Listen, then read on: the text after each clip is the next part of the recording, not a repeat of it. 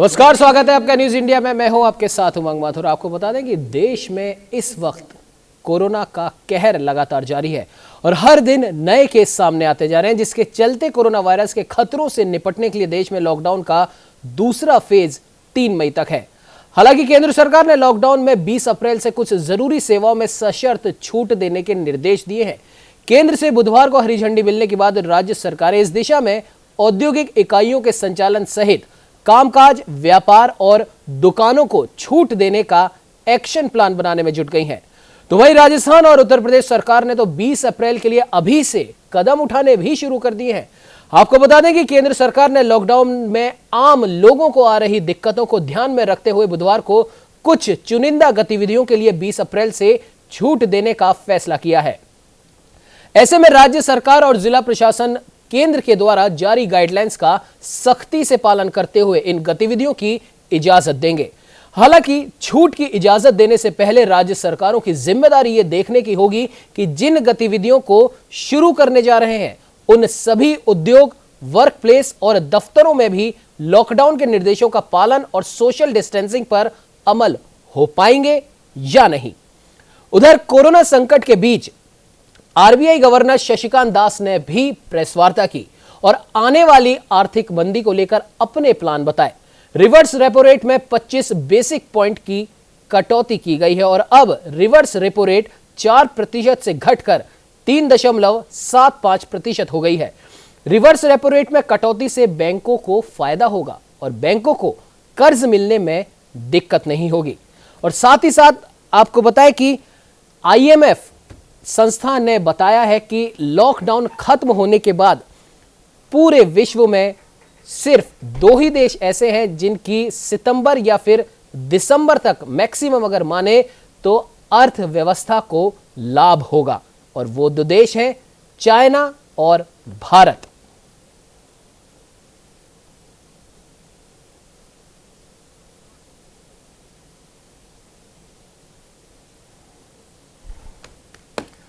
मैं आपको बता दें कि इस पे चर्चा करने के लिए जयपुर से हमारे वरिष्ठ संवाददाता रमेश पुरोहित हमारे साथ जुड़ चुके हैं। रमेश जी, जिस प्रकार से आज आईएमएफ की जो रिपोर्ट आई है इस लॉकडाउन की संपूर्ण प्रक्रिया के बाद में, जब भी ये लॉकडाउन खुलेगा उस समय दुनिया में सबसे तेजी से ग्रोथ करेगा भारत, ये वाली बात तो है ही, और दूसरा इस पे भी चर्चा करेंगे। लेकिन उससे पहले हम आपसे जानना चाहेंगे कि आज सुबह 9 बजे तक जयपुर की कोरोना संक्रमण की स्थिति की क्या कुछ अपडेट है? सही कह रहे हैं उमंग की कोरोना वायरस के कारण से पूरा जो देश और दुनिया में जो प्रभाव पड़ा है और खास करके जो आर्थिक क्षेत्र में जिस तरह का इसका असर दिखाई दे रहा है, तो अगर बात करें तो वह बहुत बेहतर स्थिति में भारत हमेशा से रहा है। और अभी भी मैं बता रहा हूं कि लॉकडाउन जब पहली बार जब prime minister Narendra Modi lockdown की घोषणा जब उन्होंने की, तब यह संदेह और संशय सभी के दिमाग में रहा कि अब आगे क्या होने वाला, क्योंकि तमाम आर्थिक गतिविधियां बंद हो गई थी, बाजार बंद हो गए थे और सभी जो लेन देन का जो ट्रांजैक्शन है वो बिल्कुल ठप सा हो गया। और वो 21 दिन का जो समय रहा वह बहुत त्रासदीपूर्ण इस रूप में रहा कि बाजार में पैसा नहीं, जेब में भी पैसा नहीं, लोगों ने जो है जैसे तैसे करके अपना जो है कामकाज चलाया हो। लेकिन जब यह उम्मीद की जा रही था उसी दौरान जो है 1,70,000 करोड़ का जो पहला जो आर्थिक पैकेज आया था वह उस 21 दिनों के दौरान को संभाल के रखा। लेकिन जब दूसरी बार अब भी जो 19 दिन का जो लॉकडाउन वापस जो लगाया गया और उसको कंटिन्यूशन में कहा, लेकिन इसके साथ साथ सरकार कई स्तर पर भी काम कर रही थी। और उसमें सबसे बड़ा जो काम था कि जिस तरह का ये जो बंद की स्थिति रही है पूरे देश भर में, उससे आर्थिक और व्यावसायिक गतिविधियां किस तरह से संचालित होगी, तो एक मास्टर प्लान दिमाग में पहले से फिक्स रहा और उसी का ही परिणाम है कि ये दूसरा जो बूस्टर जो दिया है इकोनॉमी को, पहला जो बूस्टर था वह उस चीज को सामान्य करने में था, लेकिन ये दूसरा जो बूस्टर आया है वह लॉन्ग टर्म इकोनॉमी को एक बेस बनाने का आधार बन रहा है। यही कारण है कि पिछले 2-3 दिन से जिस तरह की जो अंतर्राष्ट्रीय जो मॉनिटरिंग एजेंसी जो भारत के संदर्भ में लगातार जो संकेत करती आ रही है, और कल भी जो है इस बारे में चर्चा भी हुई थी कि आने वाला जो वक्त है वह आर्थिक रूप से हिंदुस्तान की मजबूती का है। तो ये जो 3-4 महीने का जो वक्त जो निकल रहा है उसमें निश्चित रूप से ये आरबीआई ने आज जो घोषणाएं की है उसका प्रभाव अब दिखाई देगा। 3 महीने बाद में आप देखना कि ये जो तिमाही खत्म होगी, क्यों कि जब ये बाजार में लिक्विडिटी का, खास करके मैं बताऊं कि आरबीआई ने आज जो घोषणाएं की है वह है कि फाइनेंशियल जो बाजार में जो पैसे आने की जो प्रक्रिया है, जब ये लॉकडाउन धीरे धीरे विभिन्न चरणों में खुलने जा रहा है, 20 तारीख के बाद में और ज्यादा इसमें जो है जो इजाफा देखने को मिलेगा, तो बाजार में पैसा आएगा, लोगों की जेब में भी पैसा आएगा। तो ये एक कंटिन्यूटी जो सर्किल है वो वापस चलने लग जाएगा और बहुत तेज गति से होने वाला है। लिहाजा आरबीआई भी इस बात को मानता है और अंतर्राष्ट्रीय मुद्रा कोष ने तो लगातार इस बात को वो कहता आया है कि हिंदुस्तान आने वाले 3-4 महीनों के भीतर आप देखिएगा कि किस तरह से बूस्ट होकर के आगे निकलता है। चाइना की तो बात छोड़ो कि चाइना की एक अलग तरह की इकोनॉमी है और उसका जो कोरोना वायरस का जो इफेक्ट है वो सबसे ज्यादा अगर इकोनॉमिक दृष्टि से देखें तो चाइना के ऊपर पड़ेगा, लेकिन हिंदुस्तान इसमें नंबर 1 बन करके उभरेगा, क्योंकि आने वाला जो वक्त है वो आर्थिक रूप से हिंदुस्तान की मजबूती का है। और आरबीआई जो आज जो घोषणाएं की है और इससे पहले जो 27 तारीख को जो घोषणाएं की थी, इन दोनों का मकसद ही यही है कि बाजार में पैसा है। इसीलिए लगातार जो है इस बात पर भी चिंतन और मनन किया जाता रहा था कि लॉकडाउन के दौरान जो बंद की स्थिति रही है उसको कैसे खोला जाए। तो चरणबद्ध तरीके से हर चीज को, चाहे छोटे उद्योग हो, एमएसएमई सेक्टर हो, जो है प्रोडक्शन वाली जो ऑटोमोबाइल इंडस्ट्री हो, होटल हो, टूरिज्म हो, कुल मिलाकर के ये सारे जो सेक्टर्स हैं उनको मजबूती देने के लिए आज जो घोषणाएं की है वह लॉन्ग टर्म में, मतलब आने वाले 3-4 महीनों में इसका असर दिखाई देगा। यही वजह है कि हम लगातार ये कहते आ रहे हैं कि इकोनॉमिक दृष्टि से कोरोना वायरस ने हालांकि पूरी दुनिया को प्रभावित किया है, बड़ी बड़ी इंडस्ट्री जो है इकोनॉमिक जो देश हैं वो भी धराशायी होने को आए हैं। लिहाजा भारत एक ऐसा मात्र देश है जो अपने काम करने के तरीके और सोचने विचारने के तरीके के आधार पर लगातार आगे बढ़ता जा रहा है। और आरबीआई ने आज जो अपना इकोनॉमिक पैकेज की जब बात करते हैं तो पिछले कई दिनों से ये लगातार जो है राजनीतिक स्तर पर भी ये चर्चाएं हो रही थी कि अब इस लॉकडाउन को जो आर्थिक कुचक्र से कैसे बाहर निकाला जाए, तो उसी का ये परिणाम है कि आज जो है ये इस तरह का जो एक नया पैकेज जो जारी हुआ है वह निश्चित रूप से जो भारतीय अर्थव्यवस्था के धरातल को और ज्यादा मजबूत करेगा। बिल्कुल रमेश जी, आपने सही कहा और जाहिर सी बात है कि जिस प्रकार से प्रधानमंत्री नरेंद्र मोदी के आह्वान पर और तमाम राज्य सरकारों के सहयोग से लॉकडाउन की जो समय सीमा है जो बढ़ाई गई है और साथ ही साथ जो मुख्य जो जरूरत की चीजें हैं उनमें छूट देने की जो बात कही गई है, सभी राज्य सरकारें उसका पालना करते हुए उस पर एक समीक्षा रिपोर्ट तैयार कर रही हैं और अब आगे क्या क्या छूट देनी है, किन शर्तों पर देनी है, वो कुछ ही दिन में क्लियर हो जाएगा। रमेश जी, आप हमारे साथ बने रहिए। उत्तर प्रदेश से हमारे साथ मनीष मिश्रा जी जुड़ चुके हैं, विशेष संवाददाता है। मनीष जी, जिस प्रकार से अभी रमेश जी बात कर रहे थे, आरबीआई गवर्नर ने जो आज प्रेस वार्ता की है उसको लेकर के, और आईएमएफ की एक रिपोर्ट आई है कि लॉकडाउन के बाद में भारत बहुत तेजी से अपने आर्थिक स्तर को सुधारेगा और एक अच्छी अर्थव्यवस्था का निर्माण होगा। क्या कुछ कहना चाहेंगे आप? हेलो जी मनीष जी, देखिए, रिजर्व बैंक की रिपोर्ट आई है और रिपो रेट को कम किया गया, तो कहीं ना कहीं बैंकों को ये एक बार फिर मैसेज देने की कोशिश आरबीआई की तरफ से है कि तमाम जो जिनके लोन बैंकों से जो लोग लिए हैं उनकी ईएमआई में थोड़ी सी छूट मिले। हालांकि बैंकों ने 3 महीने के लिए सस्पेंड किया आरबीआई के कहने पे कि इंटरेस्ट ना लिया जाए 3 महीने। तो तमाम ये जो पैकेज हैं और इसके बाद एक राहत पैकेज जो आने वाला है आर्थिक क्षेत्र के लिए, उसका ये पहला एक स्टेप है, कदम है, जो कि आज आरबीआई की तरफ से उठाया गया है। जी, लॉकडाउन को 20 तारीख के बाद से कुछ चुनिंदा क्षेत्रों को सशर्त छूट देने की बात चल रही कि मॉडिफाइड किया जाएगा, लेकिन वो प्रधानमंत्री ने साफ कहा था कि उन्हीं क्षेत्रों को दिया जाएगा जहां की रिपोर्ट सही आएगी, यानी जो कोरोना का संक्रमण है, मरीजों की संख्या, उनका रेशियो उसी हिसाब से उस राज्य को मिलेगा। अदरवाइज ऐसा नहीं कि 20 तारीख के बाद कहा गया तो होगा। ये सब कुछ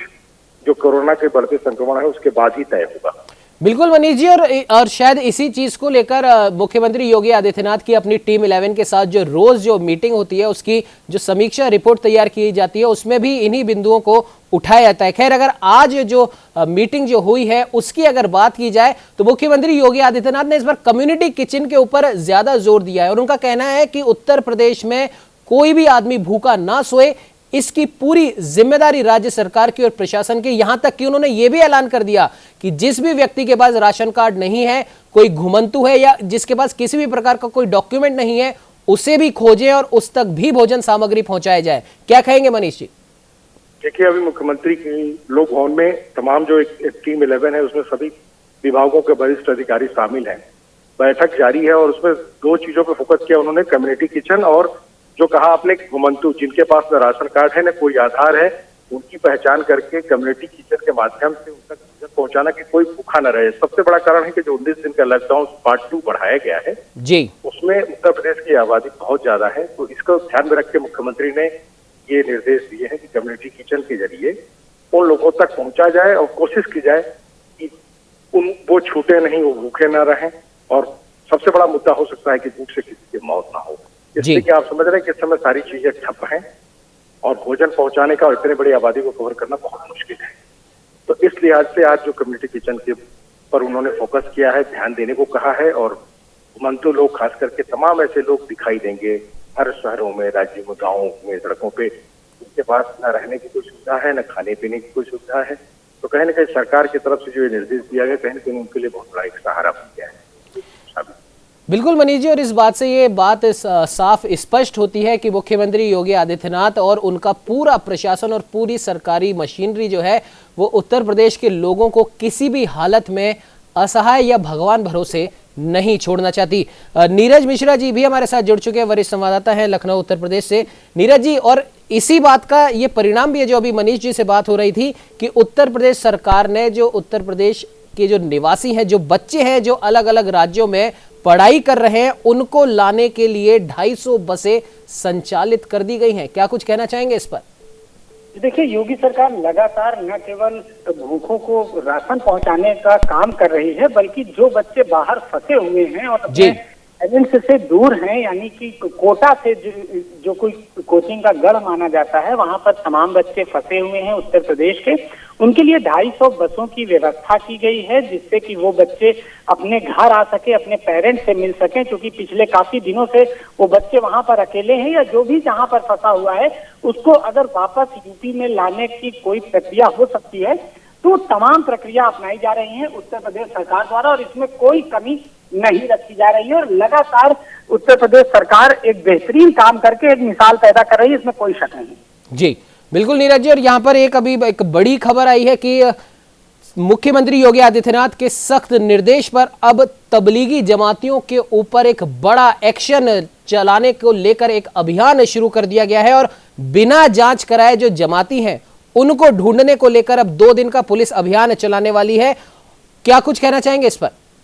देखिए, सबसे बड़ी समस्या तबलीगी जमात के लोगों को समझाना है। जिस तरह से मुरादाबाद की घटना सामने आई, उसके बाद उत्तर प्रदेश से तमाम ऐसी घटनाएं और ऐसे दृश्य हमें देखने को मिले जो अपने अंदर आपको खुद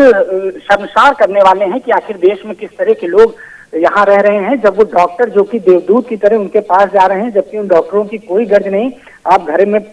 पड़े पड़े कुछ भी आपको हो जाए, लेकिन ये डॉक्टर का धर्म होता है कि वो मरीज की जान बचाए और उसी लिए मरीज के पास डॉक्टर जा रहे हैं। लेकिन उन पर जिस तरह से हमला हो रहा है और इनके दिमाग में जिस तरह से ब्रेन वॉश किया गया और वो मानने को तैयार नहीं, ये न केवल अपने लिए खतरा पैदा कर रहे हैं बल्कि ये पूरे उत्तर प्रदेश नहीं पूरे देश के लिए ये खतरा साबित हो रहे हैं। और अगर लखनऊ की बात करें तो अब तक यहाँ पर 100 से अधिक मरीज सामने आ चुके हैं। ये आंकड़ा 100 से ऊपर हो चुका है, जो कि अभी तक काफी कम था। तबलीगी जमात के लोगों के आने की वजह से ये आंकड़ा निश्चित तौर से बढ़ा है, इस बात में कोई गुरेज नहीं है कहने को। अब इनकी कायदे से जांच की जा रही है, इनको ढूंढा जा रहा है, क्योंकि ये जहां पर छुपे हुए हैं, ये 2-2, 4-4 के ग्रुप में छुपे हुए हैं। इनके लिए गोपनीय और LIU लगाई गई है और जब तक इनको नहीं ढूंढा जाएगा इस महामारी पर अंकुश लगाना बहुत मुश्किल है। उमंग, बिल्कुल नीरज जी, और अभी अगर बात की जाए, योगी आदित्यनाथ ने सख्त एक्शन लेने की बात कही गई है। उसके अंदर पुलिस, डॉक्टर, पैरामेडिकल पर हमला करने वालों के खिलाफ भी कार्रवाई होगी, निजी क्षति वसूली अधिनियम के तहत कार्रवाई होगी, स्वास्थ्य विभाग के निर्देशों का जो भी पालन नहीं करेगा उस पर भी कार्रवाई होगी और निर्देशों का पालन न करने वाले तबलीगियों पर कठोर कार्रवाई के निर्देश मुख्यमंत्री योगी आदित्यनाथ ने दे दिए और अब प्रशासन और पुलिस भी अब एक्शन मोड में आ चुकी है। जी हाँ, बिल्कुल। देखिए, एक्शन मोड में आना होगा, नहीं तो जो तपस्या अगर कहा जाए कि पिछले काफी दिनों से लोग लगातार कर रहे हैं, इतने दिनों से लॉकडाउन के रूप में लोग अपने घरों में कैद हैं और वो सारी तपस्या खत्म हो जाएगी महज कुछ लोगों की वजह से। क्योंकि अगर ये बीमारी बढ़ेगी तो फिर से लॉकडाउन बढ़ाना होगा, लॉकडाउन 2 के बाद लॉकडाउन 3 हो जाएगा, 4 हो जाएगा। तो आखिर ऐसे में कब तक लोग सरवाइव कर पाएंगे, ये सबसे बड़ी समस्या है। आज अगर लोग किसी तरह अपने आप को संभाल रहे हैं तो उन्हें लग रहा है कि हाँ 10 दिन में ये समस्या खत्म हो जाएगी, 15 दिन में ये समस्या खत्म हो जाएगी और हम बाहर निकल सकेंगे, अपना कामकाज कर सकेंगे और जो खाना लोगों को घर पहुंचाना पड़ रहा है वो खुद कमा के खा लेंगे। लेकिन घर बैठे आप कितने दिन किसी को खिला सकते हैं या सरकारें कितना खिला सकती हैं? क्योंकि अनाज एक सीमित मात्रा में होता है, वो कहीं और से नहीं आता, यही जमीन से पैदा होता है और उसकी मात्रा भी एक सीमित होती है। तो इस बात को देखते हुए अगर ये लोग नहीं सुधरे तो निश्चित तौर से आने वाला समय भुखमरी का होगा और वो काफी गंभीर समय होगा। बिल्कुल नीरज जी, आपने सही कहा, इन लोगों को सुधारना बहुत ज्यादा जरूरी है। आप हमारे साथ बने रहिए। रमेश पुरोहित जी हमारे साथ लगातार राजस्थान जयपुर से बने हुए हैं। रमेश जी, जिस प्रकार से उत्तर प्रदेश के मुख्यमंत्री योगी आदित्यनाथ ने सख्त निर्देश दिए हैं प्रशासन को कि जो भी व्यक्ति, भले ही वो तबलीगी जमात का हो या कोई अन्य भी हो, अगर कोरोना संक्रमण को फैलाने का खतरा अगर उससे है और वो जांच में सहयोग नहीं कर रहा है या किसी भी प्रकार से जो हमारे कोरोना वॉरियर्स हैं उन पर हमला कर रहा है, तो उसके खिलाफ सख्त कार्रवाई करने के निर्देश जारी कर दिए गए। क्या आपको लगता है कि राजस्थान में भी इसी तरह के निर्देश जारी कर देने चाहिए ताकि अब जो संक्रमण है जो फैलता जा रहा है उस पर लगाम लगाई जा सके? सही कह रहे हैं उमंग, सरकार की भी यही मंशा है और केंद्र सरकार ने जब पहली बार एडवाइजरी जारी की थी और बाद में सेकेंड टाइम जो लॉकडाउन को एक्सटेंड किया गया, तब भी नरेंद्र मोदी की जो संकेत समझे उसमें यही था कि 20 तारीख तक का जो अवसर दिया, मतलब एक वीक का जो अवसर दिया, उसमें जो है क्वारंटाइन करना तो शामिल ही है कई तरह के स्तर से कि कोरोना वायरस के संक्रमण को और ज्यादा इलाकों में न फैलने दिया जाए। अगर इस तरह का फैलाव दिखाई देता है तो कड़ी से कड़ी कार्रवाई की जाए। उसी इंस्ट्रक्शंस और फॉलो करते हुए राज्य सरकार जो अशोक गहलोत सरकार है वह भी उसी दिशा में ही काम कर रही है और वो भी जो है वो जो क्षेत्र जहां जहां कोरोना वायरस प्रभावित इलाके है वहां पर जो है धारा 144 की कड़ाई से पालन और लोगों के आने जाने या आवाजाही को नियंत्रित करके कड़ी पूछताछ के बाद भी जो आवश्यक कार्य जिसकी हम बात कर रहे हैं, तो वो जो लोग या वो जो सेवाएं हैं जिनमें भी जरूरी आना जाना हो वही है। यही वजह है कि सड़कों पर कोई ज्यादा भीड़ भाड़ दिखाई नहीं देती है और जो संक्रमित इलाकों वाले जो हॉट स्पॉट है वहां पे भी जो है बहुत जबरदस्त निगरानी के साथ में जो कंट्रोल किया जा रहा है सारी गतिविधियों को। लिहाजा जो कोटा की घटना हो या अन्य जगहों की जो इक्का दुक्का घटनाओं को अगर छोड़ भी दे तो कुल मिलाकर अगर कहें तो राजस्थान में जिस तरह से यूपी में जो है योगी सरकार सख्ती और कड़ाई से जो है उन चीजों को फॉलो कर रही है, इंस्ट्रक्शंस को लागू करवा रही है, वैसा हालांकि राजस्थान में उस कड़ाई का पालन नहीं हो रहा, लेकिन फिर भी सरकार जो है पूरी तरह से चुस्त दुरुस्त होकर पूरे मैकेनिज्म के साथ में कंट्रोल वे में जो है वो इन इलाकों की मॉनिटरिंग कर रही है, कड़ाई से पालन भी करवा रही है। यही वजह है कि आज जो कोरोना वायरस के जो संक्रमण के जो आंकड़े हैं वह अन्य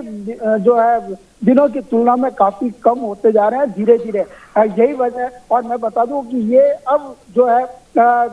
सने का हो या आने वाले दिनों में और ज्यादा कंट्रोल में यूं आएगा कि जो सरकारी जो मशीनरी है, प्रशासनिक जो अधिकारी है या क्वारंटाइन के लिए जो काम कर रहे हैं लोग, जिसको हम वॉलंटियर्स कह रहे हैं, वो लोग भी जो है उन इलाकों में जो अपनी स्वास्थ्य सेवाओं के माध्यम से हो और प्रशासनिक तौर तरीके से भी हो पूरी तरह से कंट्रोल्ड वे में काम कर रही है। लिहाजा संतोषजनक स्थिति है कि पिछले 5-7 दिन पहले की जो स्थितियां थी वह आज कम से कम दिखाई नहीं दे रही है। लेकिन रमेश जी, बिल्कुल आपने सही कहा, जो मुख्यमंत्री गहलोत की जो पूरी सरकारी मशीनरी है वो सख्त है और वो भी चाहते हैं कि जल्द से जल्द इस कोरोना रूपी महामारी से राजस्थान को छुटकारा मिल सके। लेकिन कई जगहों पर ऐसा देखा गया है कि मुख्यमंत्री के आदेशों की धज्जियां प्रशासन के लोग ही उड़ा रहे हैं। जैसे कल एक मामला सुरौठ से आया था, जहां पर एक एसडीएम है संतोष मीणा, उन्होंने खुद आदेश जारी कर दिए, पत्र जारी करके अपनी फैमिली को एक जगह से दूसरी जगह मूव करवा लिया। और एक पत्रकार ने जब उनसे सवाल पूछा तो उनसे बदतमीजी पे उतर आया। तो क्या आपको लगता है कि जब तक प्रशासन में इस तरीके के भ्रष्ट अधिकारी होंगे तो इस मुख्यमंत्री के आदेशों की जो धज्जियां उड़ाई जा रही हैं उनका क्या कुछ होगा? इक्का दुक्का घटनाओं को अगर छोड़ भी दें तो अमूमन पूरा जो प्रशासन है निश्चित रूप से जो है सरकारी एडवाइजरी और सरकार के जो जारी निर्देश है उसका पूरी तरह से पालन कर रहे हैं। अब कहीं न कहीं इस तरह की एक दो घटनाएं हो जाती है तो पूरे प्रशासन के ऊपर उंगली उठाना या ये करना वो किसी के लिए भी ठीक नहीं लगता। हालांकि मैं बता दूं कि राजनीतिक स्तर पर भी देखें तो पिछले 4-5 दिनों से जिस तरह से बीजेपी जो है सरकार की कार्यशैली के ऊपर लगातार सवाल उठाते आई है और सरकार की तरफ से भी जो है उनके जो अलमदार जो आगे बढ़ करके जो मीडिया में लगातार बातें कर रहे हैं उनका भी जो है रिएक्शन आया है। तो अब जैसे जैसे धीरे धीरे जो कोरोना वायरस के लॉकडाउन का जो समय निकलता जा रहा है धीरे धीरे आपको ये देखने और सुनने को मिलेगा पॉलिटिकल स्तर पर भी। लेकिन प्रशासनिक स्तर की जो आप बात कर रहे हो तो वो इक्का दुक्का कहीं कहीं जो व्यक्तिगत रूप से अगर इस एडवाइजरी की अवहेलना की जा रही है तो निश्चित रूप से जो है उनके खिलाफ जो एक्शन भी लिया जा रहा है। ऐसा भी नहीं है कि सरकार की निगाहों और नजरों से बचकर के कोई आदमी जो अपने एक्ट कर रहा है कहीं न कहीं वो पकड़ में भी आता है और पकड़ में आता है तो उसके खिलाफ एक्शन भी होता है। बिल्कुल रमेश जी, आपने सही कहा। और ये जरूरी भी है कि न सिर्फ आम आदमी के खिलाफ एक्शन हो जो भी इस लॉकडाउन की लक्ष्मण रेखा को लांघ रहा है, क्योंकि जयपुर में ही कई सारे ऐसे मामले आ चुके हैं जो लगातार लोग इधर उधर मूव कर लेते हैं। उन लोगों ने रमेश जी यहाँ पर टाइम नोट कर लिया है, उनको टाइम के हिसाब से कि इस टाइम पे हमें निकलना है और वो एक जगह से दूसरी जगह जाकर अपने रिश्तेदारों से मिलकर आ रहे हैं, अपने रिश्तेदारों को अपने घर में लेकर आ रहे हैं। लेकिन आपने सही कहा कि अब सख्ती और ज्यादा लागू करनी होगी। खैर, फिलहाल इस चर्चा में आप तीनों का ही जुड़ने के लिए बहुत बहुत धन्यवाद। और अब देखने वाली बात यह होगी कि कोरोना 2.0 जो लॉकडाउन जो बढ़ाया गया है उसको लेकर तमाम राज्य सरकारें अपने अपने प्रयासों में जुट गई हैं। 20 अप्रैल से जो छूट देनी है जिन जिन चीजों पर उसकी समीक्षा बैठकें लगातार जारी हैं। और अब देखने वाली बात होगी कि 20 अप्रैल के बाद किन किन चीजों पर आवश्यक छूट दी जाएगी और किन किन जोनों में किस किस इलाकों को रखा जाएगा। फिलहाल इस चर्चा में इतना ही। आप बने रहिए हमारे साथ और देखते रहिए न्यूज़ इंडिया।